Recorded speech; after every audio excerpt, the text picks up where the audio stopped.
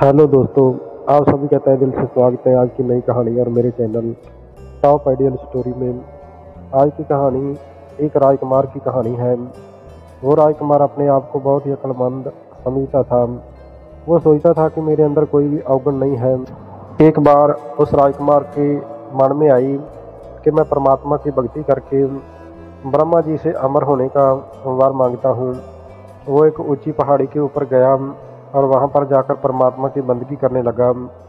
बंदगी करते करते उसे काफ़ी समय गुजर गया। तो एक दिन ब्रह्मा जी प्रकट हुए। ब्रह्मा जी ने कहा कि राजकुमार, मांगो, क्या मांगते हो, तुम्हारी भक्ति प्रवान है। राजकुमार कहने लगे कि महाराज, मुझे अमर होने का वर दीजिए। ब्रह्मा जी कहने लगे कि इस संसार में कोई भी अमर नहीं है और ना ही मैं, इसलिए मैं ये वरदान नहीं दे सकता हूँ। फिर राजकुमार ने कहा कि तो फिर मुझे कोई ऐसी शक्ति दो कि मैं हर एक के अंदर के गुण और अवगुण को मैं देख सकूं। ब्रह्मा जी कहने लगे कि ठीक है, मैं आपको एक आईना देता हूं और इसे अपने पास रखो। जिसका भी चेहरा इस आईने में तुम देखोगे, उसके अंदर के दोष और गुण आपको दिखने लगेंगे। तो राजकुमार बहुत ही खुश हुआ। वह आईना लेकर अपने राजमहल की तरफ लौटने लगा। उसने सोचा कि अब मैं किसी के अंदर की बात आसानी से जान सकता हूँ। जंगल का रास्ता था। रास्ते में एक महात्मा जी तपस्या कर रहे थे। तो राजकुमार उसके पास गया और उनके चेहरे को आईने में देखने लगा। लेकिन उस आईने में महात्मा जी के अंदर बहुत से अवगुण दिखाई देने लगे। राजकुमार ने सोचा कि क्या महात्मा जी पखंडी हैं।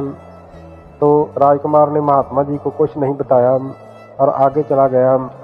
अपने राजमहल में पहुंच गया और राजकुमार के महल में उसका दोस्त उसे मिलने के लिए आया हुआ था।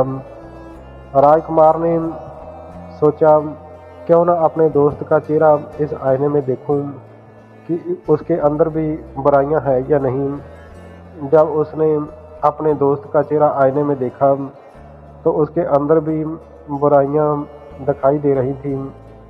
अब राजकुमार का दिल टूट गया।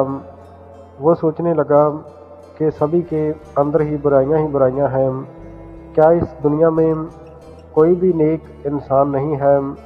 तो फिर उसे अपने माता पिता की याद आई। उसने सोचा कि माता पिता तो बहुत ही पवित्र हैं, उनके अंदर एक भी बुराई नहीं हो सकती है। अब राजकुमार अपने माता पिता के पास गया और आईने में उनके चेहरे देखने लगा।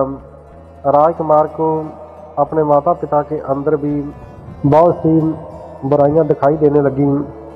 वो दंग रह गया।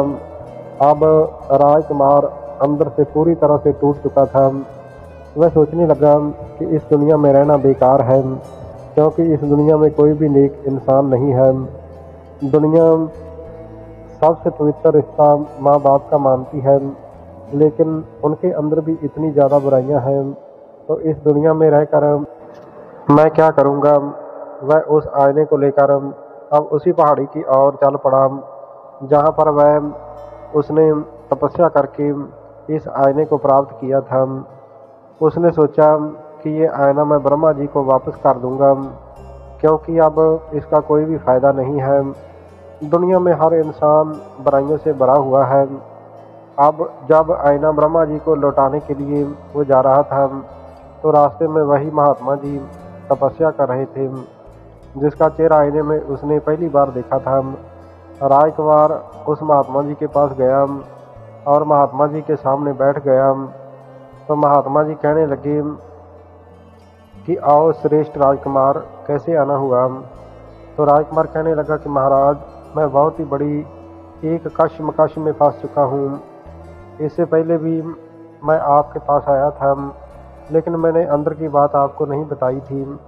महात्मा जी कहने लगे कि आपकी क्या मुश्किल है, मुझे बताओ, शायद मैं कोई हल निकाल सकूं। तो राजकुमार कहने लगा कि महात्मा जी, दरअसल मैंने ब्रह्मा जी की भक्ति करके उनसे वरदान के रूप में एक आईना लिया है। जिस आईने में किसी का भी हम चेहरा देखते हैं तो उसके अंदर गुण हैं या अवगुण हैं, वो दिखाई देने लगते हैं। तो जब मैंने ये आईना ब्रह्मा जी से प्राप्त किया था तो सबसे पहले मैंने आपका चेहरा इसमें देखा था। तो आपके अंदर मुझे बहुत सी बुराइयां दिखाई देने लगी। तो मैं हैरान रह गया कि ये एक तपस्वी महात्मा हैं, लेकिन इनके अंदर भी इतनी ज़्यादा बुराइयां हैं। तो मैं सोचने लगा कि शायद ये कोई पखंडी महात्मा हो।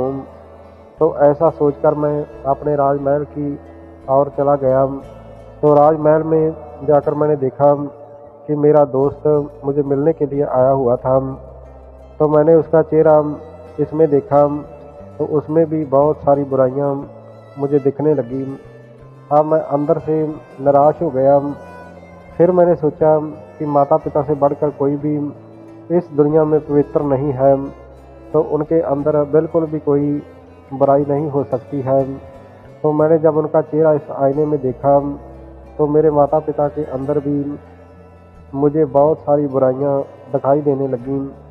ये सब देखकर अब मैं अंदर से पूरी तरह से टूट चुका हूँ और दुखी होकर ये आईना मैं ब्रह्मा जी को वापस लौटाने जा रहा हूँ, क्योंकि मैं जान चुका हूँ कि इस संसार में कोई भी नेक इंसान नहीं है, सभी बुराइयों और अवगुणों से भरे हुए हैं। तो महात्मा जी कहने लगे कि क्या तुमने अपना चेहरा भी इस आईने में देखा है? तो राजकुमार कहने लगा कि नहीं महाराज, मैंने अपना चेहरा तो इसमें देखा ही नहीं है। तो महात्मा जी कहने लगे कि जरा अपना चेहरा भी इसमें देखो। जैसे ही राजकुमार ने अपना चेहरा आईने में देखा तो राजकुमार को अपने अंदर भी हजारों बुराइयां और अवगुण दिखने लगे। तो वह देखकर हैरान रह गया कि मेरे अंदर भी इतनी ज़्यादा बुराइयां और अवगुण हैं। तो महात्मा जी कहने लगे कि अब आपका क्या ख्याल है? तो राजकुमार कहने लगा कि महाराज, ये तो मेरे अंदर भी बहुत ज़्यादा बुराइयां हैं। तो महात्मा जी उसे समझाते हुए बोले कि अय राजकुमार, ब्रह्मा जी ने ये आईना आपको किसी मकसद के लिए दिया था। उन्होंने ये आईना आपको इसलिए नहीं दिया था कि आप दूसरों के अंदर की बुराइयां और अवगुण देखते फिरो। ये आईना उन्होंने इसलिए दिया था कि तुम अपना चेहरा इस आईने में देख सको और अपने अंदर की बुराइयों और अवगुणों को पहचान सको और उनसे मुक्त होने की कोशिश करो और उन्हें अपने अंदर से मिटा सको। लेकिन तुम तो दूसरों के गुण अवगुण को ही इस आईने में देखने लगे, लेकिन अपनी तरफ तुमने ध्यान ही नहीं दिया। इसलिए इस आईने का ये मकसद है कि तुम अपने अंदर की बुराइयों को देखो और अपने अंदर से उन्हें मिटा सको। और जब तुम उन बुराइयों को मिटा दोगे तो तुम एक नेक इंसान बन जाओगे। इसी तरह से ही इस दुनिया के हर इंसान को ऐसे करना चाहिए कि वह दूसरों की बुराइयों को ना देखे, बल्कि अपने अंदर के अवगुणों और बुराइयों को देखे और उन्हें मिटाने की कोशिश करे। अगर दुनिया का हर इंसान ऐसा करेगा तो ये दुनिया अपने आप ही स्वर्ग बन जाएगी। इसलिए हमें चाहिए कि किसी की बुराइयों की तरफ ध्यान ना दें, बल्कि अपने अंदर की बुराइयों को पहचानें और उन्हें ख़त्म करने की कोशिश करें। तो महात्मा जी की इस शिक्षा को सुनकर राजकुमार ने कहा कि महाराज, मैं बहुत ही गलत था। आज मुझे ज़िंदगी का असली मकसद समझ में आने लगा है। मैं दूसरों की बुराइयों को भी देख रहा था, लेकिन मेरे तो खुद के अंदर ही पता नहीं कितनी को बुराइयां और अवगुण कूट कूट कर भरे हुए हैं। आज से लेकर मैं अपने अंदर की बुराइयों को ख़त्म करने की कोशिश करूंगा।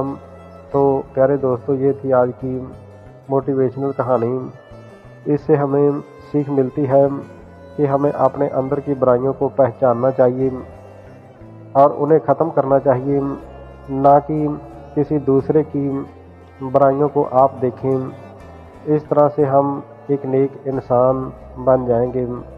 अगर ये कहानी आप सबको पसंद आई हो तो कृपया मेरे चैनल टॉप आइडियल स्टोरीज़ को सब्सक्राइब ज़रूर कर देना। अच्छा सोचो, अच्छा करो और खुश रहो। आप सभी का बहुत बहुत धन्यवाद। वंदे मातरम। जय भारत।